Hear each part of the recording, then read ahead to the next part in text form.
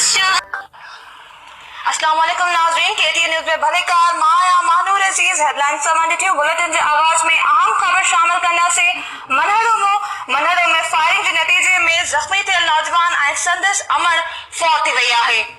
नौजवान सोहेल अहमद आराइन ऐं संदसि अमर फौत थी वई आहे।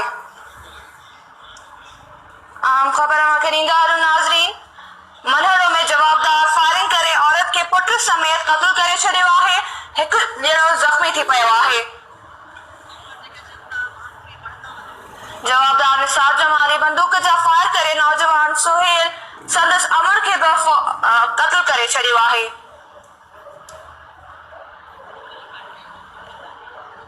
ब्रेकिंग न्यूज़ मूंखे ॾींदा हलूं। पुलिस जो चवणु आहे त जवाबदार निसार जमाली बंदूक जा फायर करे नौजवान सोहेल संदसि अमर ऐं अहलकार सुफियान आराइन खे ज़ख्मी कयो हो।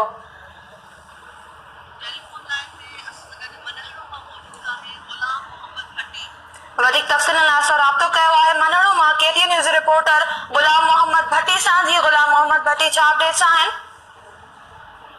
जी बिल्कुल मनहर शहर की नजत अली शाह कॉलोनी में जमाल में जमीन के खलासी बने तां जहिड़ो थी तो जवाबदार निसार जमाली बंदूक सिधा फायर करे पहुंचो थाने के पुलिस एहलकार सफियान अली आराई ऐं संदसि नंढे भाउ सोहेल अहमद आराई ऐं संदसि अमर के वक्त जख्मी करे छॾियो। इनके गंभीर जोगी हालत में नवाबशाह अस्पताल पहुंचायो वियो, जिते जख्मनि जा सूर न करणु सोहेल अहमद आराई ऐं संदसि अमर पहुची विया आहिनि। जॾहिं त पुलिस एहलकार सफियान अली आराई जी हालत गंभीर जोगी ॿुधाई पई वञे। जॾहिं त वाक़िए बार DSP दौलतपुर सफन SHO पहुंचो पुलिस अटाला थान करे वाक़िए वारे हंधि पहुता ऐं जवाबदारनि जी गिरफ़्तारी लाइ संदसि घरनि ते छापा हणी मुख्य जवाबदार निसार अली जमाली खे गिरफ़्तार करे वरितो आहे।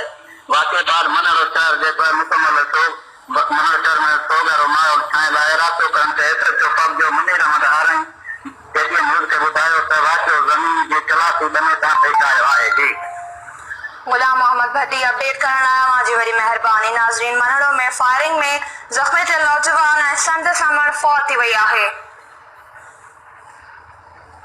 जवाबदार निसार जमाली बंदूक जो फायर करे नौजवान सोहेल संदसि अमर ऐं पुलिस एहलकार सुफियान आराइन खे ज़ख्मी कयो हो।